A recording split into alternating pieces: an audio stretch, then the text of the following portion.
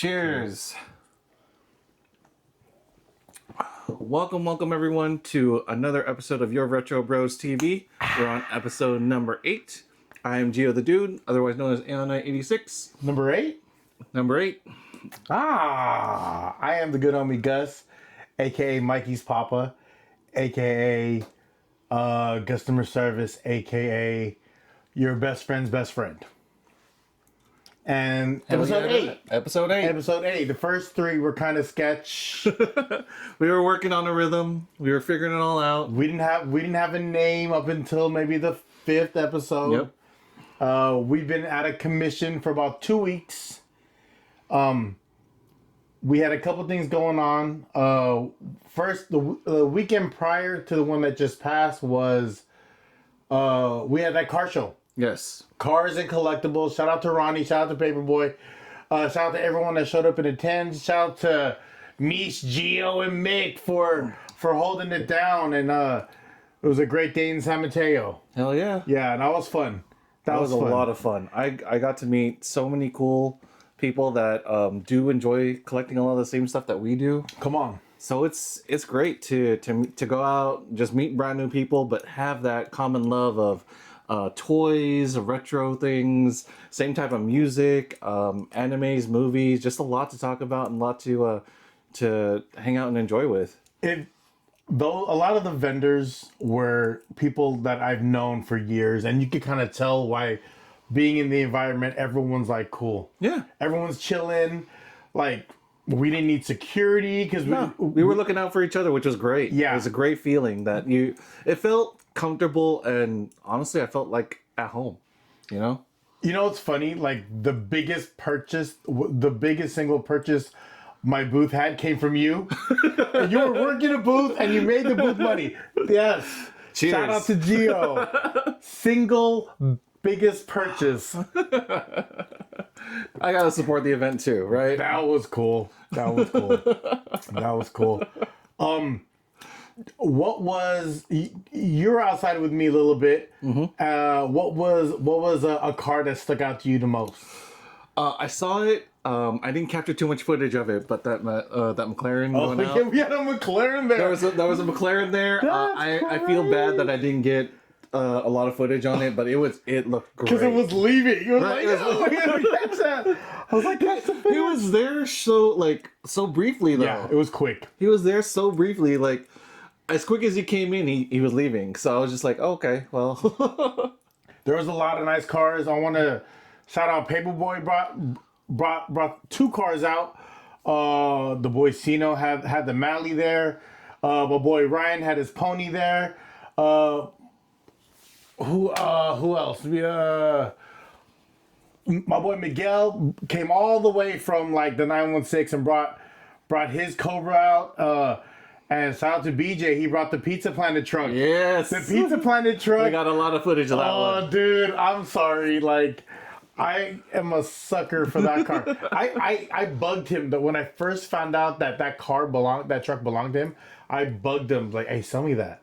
hey, sell me that. Shout out to BJ, he brought it out. He had the Pizza Planet shirt. He had the Pizza Planet hat on. He had the whole outfit. He brought his kids out, and they did some damage. His daughter bought every Michelangelo Ninja Turtle that was within, like, in the venue. Like, do you have a Michelangelo? Yeah, Save one set. We kept one just to hold the set. It's like, just keep the set together, though. Right? I kind of stood in front of that one so she didn't see. But it's all good. It was cool. But BJ's car really for me stuck out most because I'm huge on pop culture. So he did that, and that Pizza Planet truck, this is a Mini, has a very soft spot in my heart because this is from one of Mikey's favorite movies, and this Pizza Planet, I made Mikey a costume two Halloweens ago. Okay. I made him a Pizza Planet truck out of like cardboard boxes, and he was a hit. Nice. People loved it, and Shout out to everyone that came to Cars and Collectors. Shout out to all the vendors. Shout out to everyone Yes. that showed love. Like I said, there's a lot of vendors there I've known for a long time, but were referred to by homies. So it was a great feeling, and it was just a fun day in San Mateo. And there was a lot of things going on. Yeah. So shout out to everyone that showed up to ours. It was free. Hope to see you on the next one. Yes. That's in the works. Trying to game plan that out. And then the weekend after that was Father's Day. Yes. Shout out to all the happy Father's Day. Belated Happy Father's Day. To all the fathers. We appreciate all of you, all that you do. We appreciate the support and the love. Dads are fucking cool. Hell yeah. Shout out to dads. And especially shout out to all the cool dads. Yes. So yeah. And what else happened? As we're recording this right now, it's Game 7 of the NBA Finals. That's why we have a little. For me, I have a little sports theme going on my side. Could we just do toys on the table real quick? Sure. Okay. I love Penny Hardaway. His commercials with Nike were some of the most iconic ever. And for me, being a kid, transitioning from like being a preteen to a teen in the 90s, where TV raised us. This is before you could really get on the internet. TVs raised us. Penny Hardaway had a commercial. He was in a Dr. Dre video with Blackstreet for No Diggity. And he was voiced by Chris Rock. This figure I have a great feeling for because Penny was that dude, you know what I mean? It still is that dude. Right here is a Mind Style collab with the NBA. This is Steph Curry. This is actually fairly old. I got this. When I say fairly old, it's not that. It's probably like 10 to 15 years. No, 10 years old. 10 years old. This is when the Warriors were hitting that run. This Firebuds. A lot of people will not know, but those with kids know. Firebuds is a Disney Junior show. Disney Junior, and why it's here on the table, and I have a great connection with it. The actual kid right here, I forget what his name is, but his actual kid right here, he's half Filipino. Oh, okay. There's a full-on episode to where they have his grandfather's celebration. This dude's dad's Filipino. His grandfather's celebration, and the grandfather was also a firefighter. So grandfather was a firefighter, dad's a firefighter, and he is the mini firefighter. He's half Filipino. They recognize a lot of important parts of our culture, and seeing Filipinos get that recognition on the big screen, especially at such a small level, to where not small level, but at a impressionable level, to where we're young kids, like my kid will watch this show and it was like, oh look, they're Filipino, and to me that's such a big deal. That was such a big deal. Conky from Pee-wee's Playhouse. If you wanted the word of the day, do you remember that? Yes. The word of the day. You're kind of young for Pee-wee, right? I still remember some of it just because like it would be on. Yeah. Pee-wee his fan base is nuts. Mm-hmm. I bought this from a guy at the Alameda Flea Market. Very questionable, but I bought these two from that guy, and I gave him the price I wanted to pay for it, not the price that he asked. And he was kind of pissed, but no one else was out there buying Pee-wee Herman toys. Yeah. I'm going to let you dive into who Cowboy Curtis is. So, I believe we touched on this before, but Let's do it again. Lauren Fishburne. Come on. You got to know him from The Matrix. He's also in John Wick.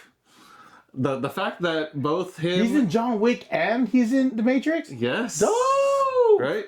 And both had Keanu Reeves in both movies. Yeah.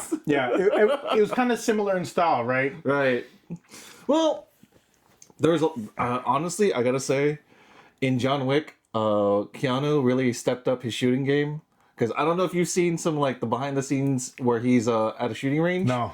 He is very good at shooting. Oh, really? He is very good. Like, we will check that out later, but yes. And he's like a super nice guy. Oh, he is like extremely humble, very nice. in interviews, he's always like, he's always got a great attitude. Yeah. And honestly, like, if I could choose a celebrity to sit down and have a beer with, just for like, you know, just to pass the time for like an hour, Keanu would be one of those celebrities for sure. Oh, I have a question for later, but that's a good point. So someone that you would want to have a beer with is Keanu. But Lawrence Fishburne, also Boys in the Hood, he for him to be on this show and then to transition into the actor he's always been, right? But to showing that range, Right. and kids will not believe that that's who that is, especially the kids now who grew up to like who grew up having like just John Wick exposure, right to him, or younger, like the Matrix exposure, right? Like, I would definitely, as a as a life coach, I wouldn't mind having Lawrence Fishburne as Morpheus be my life coach. For real. Did you hear the religious breakdown of that? No. Of what Neo and Morpheus were? The religious breakdown. No. So this was, what's that dude's name? The Tyson something, the scientist, the black scientist dude. Neil deGrasse. I don't know what the dude's name. I can't remember now. Okay, so there's a scientist dude. His name's gonna be here in a second. Him and Lawrence Fishburne had to sit down, and the scientist dude knew there was big religious breakdowns of like who people were, and then Lawrence Fishburne asked him. He goes, "Who's Morpheus and who's Neo?" And he thought about it. He goes, "I don't know." He goes, "Morpheus is John the Baptist, and Neo was actually Jesus Christ." We're gonna find that. We're gonna put it together for the IG, but that's where that connection was, and I was like, to hear that from him, I'm like, okay, that kind of hit, because if I heard it from like someone else, like someone like just random people watching and that breakdown, I'd be like, but hearing that from the person that played the one character. of the people, so it's kind of like the inspiration had to be from somewhere. So I thought that was dope. And on the far right end is one of my favorite bad guys, one of my favorite heels of the WWF, the golden era of wrestling, Ravishing Rick Rude. He would put your mom and you put your sister on his pants, and sometimes he would put his face and someone else's face on his butts, and then on his butt cheeks, and then he would clinch to make them kiss. That's who he was. He was a slime ball. He was a Larry from Three's Company. Larry from Larry from Three's Company. Yeah, a little sleazy. He was Quagmire before there was a Quagmire. He was the wrestling Quagmire, right? Yeah. That was Giggity. Yeah. Shout out to Ravishing Rick Rude. Shout out to Family Guy. Shout out to Family Guy. Family Guy. Family Guy gets a lot of references. Right? What do you want to go with your first question? Sure. So, we're hitting summer. One of the things I was kind of thinking about, like, this past weekend was songs that would take me back to fun summers in the club. So pick your top 3. Do you have yours? I have I have 3 of mine. Okay, go for your first one. Okay, so my first one, Summers in the club. let's see. Bottle full of bub. So one I gotta definitely say has to be from Usher. DJ got us falling in love. Oh, Right? yeah. Usher had a lot of good club hits. Yes. Many good club hits. Oh, dude, yeah. The amount of times that guy showed up to award shows with no shirt on. Yeah. Hey, yo, put a shirt on now, dog. I've been seeing you more so in the last 20 years with a shirt off than a shirt on, dog. We get it. We understand. Freaking Usher. One of my songs would be if I'm talking about summer anthem, it would This is when I worked for KMEL. It was Jam Rock. Okay. Welcome to Jam. Oh, when that song would come on, that was, and this is in the Bay Area at this time. The reggae scene and the hip hop scene were two different entities. They weren't married, kind of how they are now. But the reggae scene, shout out to Rolo, shout out to Daddy Rolo, man. He had the End Up, he had that club, the End Up. He would have reggae go there, and that was one of the illest reggae parties I've ever been to, and it was consistent, and it was the first one. It was the first of its kind that was at End Up. End Up wasn't playing anything outside of like electronica or house, from what I remember. And then Rolo was really instrumental on bringing that sound. And shout out to the Jaw Warrior Shelter. You know what I mean? Shout out to everyone.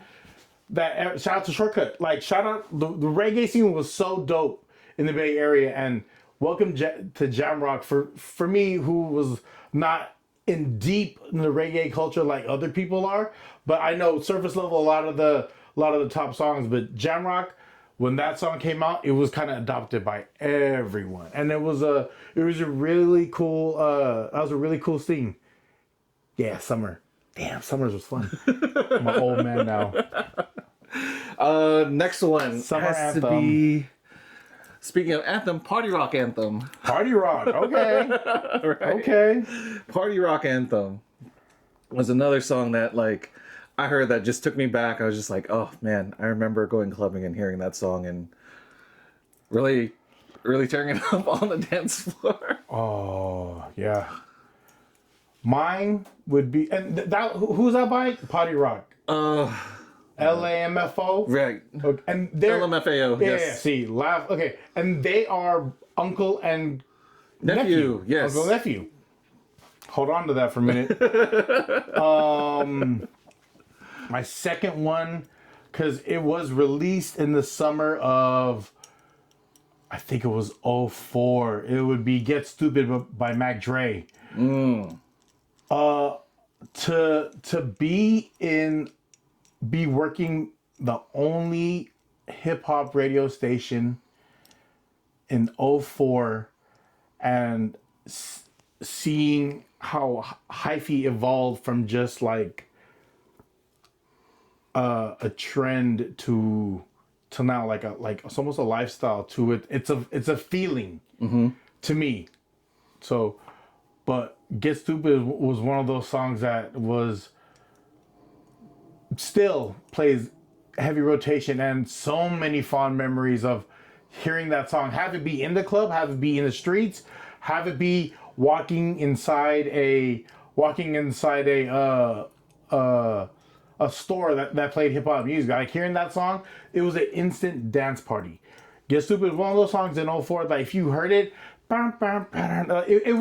it just mesmerized, and it still hits. So rip to the Mac. And you your third one. I gotta say, Akon Smack That. Wow. You are top 40s, my friend. Smack that. Oh, that. I think I have one to retort that. Okay. This would have to be 06.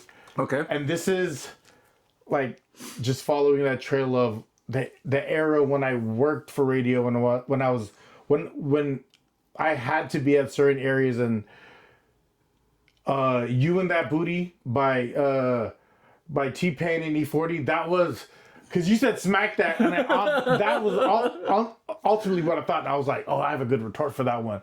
So You and That Booty was a good one. This was during was it the Boost Mobile era? Probably. The Boost Mobile era? 2006? Yeah, I would think so, yeah. Was that Sidekick too? Did you have a Sidekick? No. No, you had a Sidekick. I was jealous of you for having one. Sidekicks. Oh my. Can we just talk about, okay. Sidekicks in the 2000s, if you had one. So Sidekicks were only by T-Mobile. T-Mobile was king of communication. at that time, unless you had a two-way or unless you had an Nextel. But T-Mobile at that time was king. And if you had a Sidekick, your email was at TMAIL. My email on a Sidekick was gus@tmail.com. The only Gus. Right. Not Gus1, not Gus4 and 5. The Gus, original. GUS Yeah, at just Gmail. Gus. And I got it and I was like, oh, that's dope. I'm the only one with it. And then everyone had a Sidekick. And what was cool about a Sidekick for me was the chat. Because you could always be on AIM. Yep. AOL Instant Messenger. You could always be on AIM. And Ghost 415 was a handle back then too. Quit playing with me. Quit playing with me. I had different. Shout out to AOL. Shout out to AOL. Shout out to AOL. Oh my God. I can't. That's a whole separate. Oh, you gotta pay for that episode. AOL. AOL. Dirty game. AOL. God. Just kidding. No, I didn't have any screen names. AOL. Yeah. Sidekick was cool. Sidekick was definitely fun. You thought you were the shit. It would slide up like Yeah. bloop. Like I did it so many, like that shit was sturdy as fuck too, because I dropped that so many times. I tried to be the cool guy to have the clip on the side of my waist, but I was like, who am I kidding? Like, that's so uncomfortable. Have anything on the side of my waist. I don't want that pressing against my gut. So I ended up putting it in my pocket. But Sidekick 2 was, I had the original Sidekick. Then I went color. Then I got it was a different game. I really wish they would bring that back with a touch, like full on touch screen, but then still have the flip up so you can still have your keyboard and everything. I love that about that. I think because of the Sidekick and how I was so accustomed to texting that way, I didn't jump to Apple that fast. Because Apple, it was like this at first, right? Right. Everyone was texting like that. I was like, no, I want a keyboard. I kept saying, no, I want a keyboard. And then I just try to stay away from Apple in general, and then I got hooked, and it's... They still have one of the best ecosystems. Come on, dog. Your ecosystem's popping. So, yeah. Shout out to the Sidekick, too. Yeah. You and that booty. Smack that. Smack that. On the AOL is Instant Messenger. Oh my God! Yeah, that's yeah.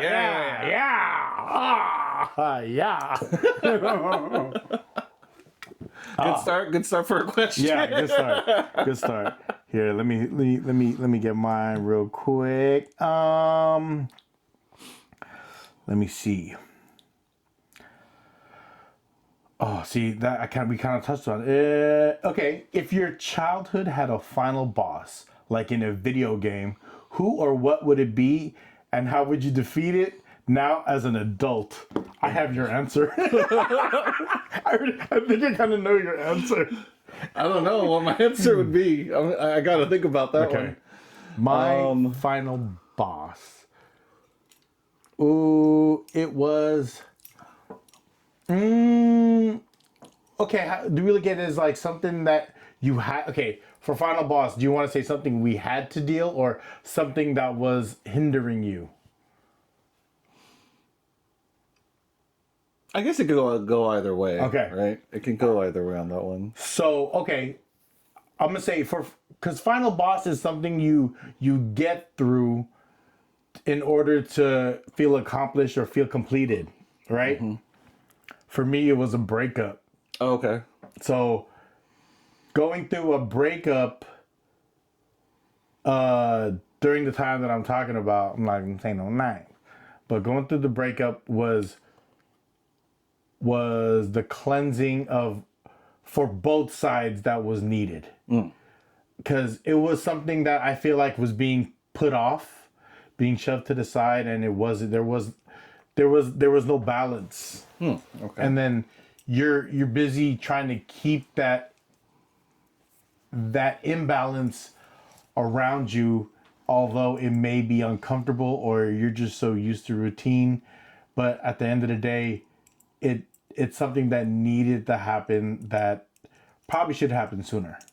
But once it was done, and there was a bit more clarity, right? It's kind of like when Ryu finished and beat M. Bison, you're kind of just looking off to the sunset like, all right, what's next? What's my next objective here? But that for me was definitely a breakup. It wasn't, and it was necessary. And to anyone I share this with, it's very necessary to experience something that's going to break your heart, because you need to understand what that feeling is like, so you seek for something that's going to prevent that. Okay. Or put yourself in a better situation, or you be in a better headspace, so you don't have to deal with that. You know what you don't like, or know what's good for you when it know what's best for you moving forward. Yeah. So, not be greedy. Final boss. I can say what yours was. Sure. Because I'm like, I would say for you, it was moving to Arizona. yeah. That's the thing that kind of like popped in my head was, and it's the overall experience, right? It's the betting on yourself. Yeah. It's the knowing what you want to do and chasing your dreams, right? And knowing, what, I need this for myself. yeah. I need this. I want this to happen, and you manifested that. And I was scared shitless finding that boss. You didn't tell anyone, huh? No, I didn't tell anyone my plans other than my best friend. We'll call him Boba Shadow because that was his gamer tag. Shout out to Boba Shadow. He kind of helped me come up with a skeleton, very very light plan of like what to do, and all I had to do was drop kick that door open for myself. When did you make? So you went out there, and you stayed at Uncle Gene's. How long did you give yourself from going there? Be like, I gotta find something within 2 weeks. So you gave yourself a 2-week window. Yep. Because I gave myself a tiny 2-week window, but I made it work. I made it happen. And when did you live on your own? When was the first time, like, stepping out of living with family to living, like, being in your own space totally? End of 2013, I want to say. Wow. Yeah, end of 2013. I didn't move back until beginning of 2019. So right before pandemic. Right, like a year before pandemic started. So. Wow. Yeah. Because you went through, and that was, I can say to you, like, I know that Arizona was a great experience for you. It was. That's one part of my history I will never touch, because I think it really shaped who I am today. And without it, I don't think you would have me here. You know? We would be having a totally different conversation. I'd be probably a different person. What do you think that would be like if you never moved to Arizona? I gotta say, I'd probably feel a little bit like, not to bag on anyone, not to bag on my family, but I feel like I don't think I would have come to my own person had I not done that. That's very interesting, and you need that, right? It's almost like you went to college, but you didn't go away to college. You know, everyone talks about having that going away to college experience. Right, I didn't have that. No. It's go to college and then come right back home. Yeah. So it's as if I never left. But the only parties I ever seen you, I seen you maybe two of my parties during my era of like throwing parties. Like you're maybe at 2. Yeah. Yeah. So, and, even then, I wasn't living at home. I was Oh living yeah, at. you're in San Bruno. Right. Oh, that's right. That's right. So It it would you say you shed a skin? yeah, or You grew finally- or you grew some wings? grew some wings. Grew some nuts. He grew some nuts. These for Found sure. them. Found them, dog. Found them. And more of just like I just felt like I also took off a mask that I held onto for a long time. Yeah, I didn't even me, like I didn't get to like there was very seldom scenes of you I seen that you weren't like a certain like you were like this. Right. And I was like when I seen you cut loose a little bit, I was like, "Hey, I do it." I was like, "Do it, do it!" Like we would like your dad allowed you to drink with me, right? Yeah, And that was fun. yeah. Your That dad was allowed fun. like at family parties, like if it was me, he and I offered him a drink. I went to your dad. He was like, "Yeah, go ahead." And I was like, "All right." He let him. Like you got to be you without any you had zero training wheels. Yeah. Right? You were just living now for yourself. I felt like that was the first time in a long time you got to live for yourself. That's dope, man. Yeah. I'm proud of you. Thank you. Proud of Thank you. you. Like I said, I'm was- super proud of you. It was the fact that I took that bet, I think was really the kicker. And I remember I remember when it came to me cuz it was the summer before I decided to make that move cuz that happened in the fall. Okay. You graduated from college in whatever. How long after that graduation did you leave? Was it a year? 4.5 months. Wow. 4.5. That means you had that plan at least a year within you graduating. Yes. You're like, I'm gonna like, what am I gonna do now? Yeah. What am I like? How am I gonna like? What? Okay, I went to school. I did the school thing. What am I doing for myself now? I'm happy. I'm so happy you did that.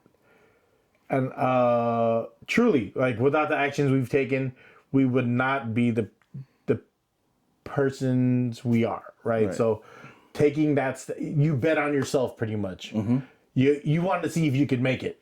Yeah. Hey, that's dope. And then, well, what I thought was dope when you went through all that and you found you a job and you came back home. Because every time I was like, hey, am I going to see you? I'm not going to see you for Christmas. Like you missed. There's a lot of holidays you missed. I did. There's a lot of family parties, but you were, I was also here too, and I missed a lot of family parties. Like there's times in your teens, in my late teens to like my 20s when I started to have more my mom gave me independence early. Right. She allowed me to live, and she also allowed me to make mistakes and figure out from my mistakes. And I think that's super important to allowing someone to figure out who they need to be. And my mom and my dad, but my mom really allowed me to live. So with from what you went through to what I went through, I'm so proud of yourself because you were like, I remember you're like, I'm just focused on school, finishing school, and I was like, damn, you don't want to party or nothing.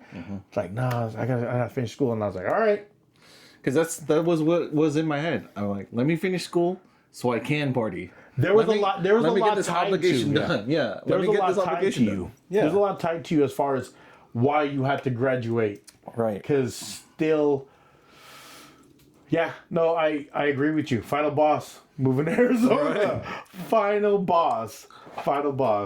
Woo-hoo. Okay. All right. Saved it. What's the next one? Your next question. Let's see. Okay. If you could choose to have either from a comic book a movie or an anime, a specially crafted weapon for yourself, what would it be? Where would it be from? And why? Oh, you have to answer this first. Yeah. So for me, we've touched on this with our video game talks. I've loved Zelda for so long. So I want a true Master Sword built to my height, as well as a Hyrule shield, or Shield of Hyrule, built for me, for my measurements, to feel like, you know, a perfect glove. A perfect glove. Yeah. A perfect glove. Mine would kind of mimic that, but it would be a Hattori Hanzo sword from Kill Bill. Ooh. A Hattori, because like video games, sure, I can shoot lasers, but you know what I mean? But I kind of like, I want to, for me as a normal person and having something that is from the gods, a Hattori Hanzo sword will have you meet your god. You feel me? Like, Kill Bill was such a great movie, and it should have been one movie because part 2 kind of left you looking for stuff. But Kill Bill, a Hattori Hanzo sword would have been that's my shit, because I've always liked swords. This kid knows. Yeah. I've always had knives and swords. There's one just off It's the sitting here right one like really right there. That's a gift from my Daddy Gusting to my father. So You should just bring it on a camera. So they can see it. Okay, fine. Fine. It's right there. I actually brought this to school for show and tell. Ooh. So this is a gift from my grandfather, Daddy Gusting, to my father, which is pretty much father-in-law to son-in-law. And What an awesome gift. yeah, there's special. Oh, here, you can see it here. I don't know if you can see it. There's like imprints. I don't know where this sword is from. This has been in my family since I can remember. It's always been around. And I remember when you move, there's certain things you look for and you make sure you know where they're at when stuff is unloaded. And this is one of them. And this is always around, y'all. Don't play with me. Do not play with me. Do not play with me. That is actually my Hattori Hanzo sword, but I don't know. Yeah. So I've always loved knives and stuff. My dad allowed me to geek out on like. I remember you also had ninja stars. I did. My parents let me get loose. Yeah. My parents let me get loose a little bit with weaponry. Yeah. I made my own nunchucks. I had our sticks or like Eskrima. I was always like a weaponist, but I'd never like learned anything besides what you could read from a book because there was no YouTube. Yeah. Or from watching Bruce Lee movies to figure out the motion of how stuff went. Right, martial arts movies, just in general, yeah. Yeah, that was how I learned how to do certain things, and just playing with them like nunchucks. I was really good in my preteens, and then start playing with other things, and you get you know what I'm talking about. Shit. So yeah. Okay. Hattori Hanzo. Oh, is it me now? It's you now. All right. Let me see. It is. Oh, okay. Which lost family moment or tradition do you wish could bring back? You could bring back, and what would it look like today? What lost family tradition would you bring back? I feel like I know your answer. Yeah. You want to answer mine?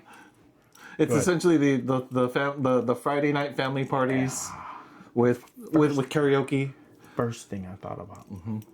It was sharing a meal with everyone at the end of a long week and just having everyone be in the same space, and my grandmother cooking for a family of 30. Oh yeah. At any given time, and always having a lot of food. Absolutely. Yes. Good call. Good call. For me, something similar, but it's the Filipino movie nights with my family on Fridays when we were younger, and just having the different Filipino dishes around. Because I mean, I am mixed, but my parents grew up very Filipino,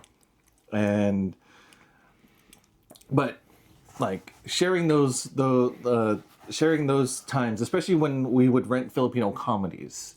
Renting a movie is a tradition, Right? In itself. In itself, yes. He said renting a movie. Even before you get to watch the movie, you had to drive to like have it be a little Filipino grocery store, have it be a Blockbuster, wherever, and rent a Filipino movie. And it's not DVDs; it's VHS tapes. Yeah. And there are times where you have to rewind the tape first before you can even watch it. Be kind. Rewind. Yeah. Renting a movie is actually a cool tradition because when you would go to Blockbuster or you would go to one of these movies, you would see your friends from school. You see your friends from the neighborhood. It's like, oh, hey, what y'all doing? And then it becomes a whole thing. Then that's a cool one because you could actually also tie into renting video games. Yes. That was a thing too. I rented 3 video games from Blockbuster before it closed out. Did you return it? Oh yeah, because mom made sure. I got hit with late fees. Yeah, Blockbuster fucked me up with some late fees, but I paid them.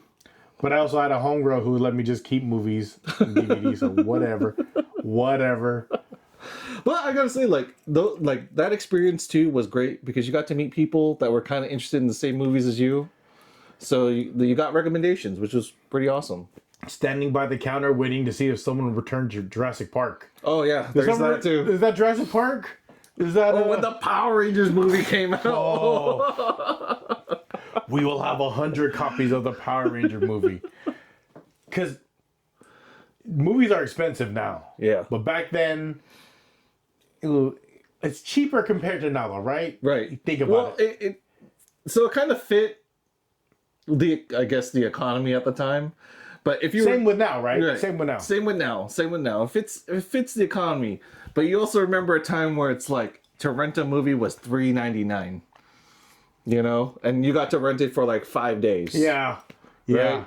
Yeah. It was 3 days. It was a newer movie. Yeah. Yeah.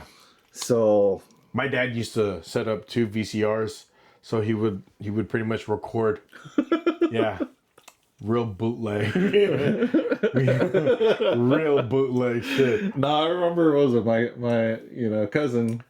He would rent DVDs, make copies of them, for his own use, and then just returned it back. Smart. Like he would wait a whole 24 hours. He already copied the movie and enjoyed it. This guy was selling them. This guy was absolutely selling them. The way he worded that, not outing my cousin at all. That was being sold, and I didn't get a copy. I still have bootleg DVDs here somewhere from someone left here at my house. I was like, we still got DVDs? I still have all my DVDs actually. There's a good portion of DVDs that we still have. And Mick would watch them to death to the point where he would memorize lines, and I had no choice but to memorize them too. That is a family tradition, I think, as well as having one TV. Yes. And everyone having to share that one TV. Yeah. Like these multiple screens of watching something on your phone real quick, or even having like. I remember I always thought it was weird when someone came to a family party and had like headphones. I was like, take that shit off. Right. Like you listen to a cassette. But now it's like you got one AirPod in, one AirPod out to listen to conversations. You're listening to like a game or a YouTube video while you're having a conversation. Some kids are not even doing anything. Yeah. It's just there. It's cosmetic now, right? Right. Oh, it's kind of funny. Like the other night I was watching a K-drama with my parents. And my dad... Big Saturday night going on here. K-drama with the OGs. But my dad is watching, like, the YouTube, not YouTube, Facebook, like little shorts and everything. Oh yeah, I love that shit. And then my mom is checking out like like She's shopping. she's shopping. Yeah. So she's looking, or she's listening to like a live auction, and I'm going. I'm the only one without my phone. My phone is literally upstairs in my room, but I'm just like, I remember when my parents used to yell at me for doing stuff like this. Especially at the table. Right? No phones at the But table. now it's like, okay, all right, well, I guess you guys are doing this, so. Yeah. Times have switched. I enjoy Facebook more than I should. And I think it's my age. I don't know. I really do. I enjoy the shopping on Facebook Marketplace. Facebook Marketplace, if you can sponsor me, I would love that. I think I'm keeping you guys in business. I love Facebook Marketplace. I fall down these wormholes and random videos. But I'm very cautious about what I absorb, because I'll fall into these dumb reels of like, or like Karen's getting karma, and I was like, I'll watch one, then I'm like, what's this one? And then I'll notice I spent like 30 minutes on bullshit like that, and I'm like, I need to cleanse. Mm-hmm. I'm on my phone too much. I need to cleanse. So, have you ever tried to give yourself like a limit of how long you could be on your phone, like in a day, Yeah, I set timers. to put the phone down? Yeah, so I literally will tell. I'm not gonna say the device's automation just so it doesn't trigger, but I will set like 30 minutes, 20 minutes, just to kind of let my brain relax from whatever I'm doing, and then just get right back on it. So, because I noticed that now as an adult, that these apps and games and everything, they really sync up, or pull away a lot of time from you. And before, I'm like, whatever, right? As many of us said, like, yeah, whatever, we're just doom scrolling and it's fine, right? But I notice a lot of my time sinks away. I doom scroll a lot. I am an avid doom scroller, and I apologize. And I like to send my friends bullshit. So, whatever that is, friends. If you get a thing from me, just know I was thinking about you during my doom scrolling. And I was like, who would like this bullshit? He would. She would like this bullshit. My wife gets all the doom scroll shit. All of it. But we also find some interesting topics that we could talk about through that too. That's fun. So that's fun. On that, I think we can wrap it. Yeah. For episode 8. Episode 8. We're almost getting to double digits, guys. Yeah. Thank you so much for joining us for another episode. We'll see you on the next one. Your Retro Bros TV. Follow the IG. Follow our IG.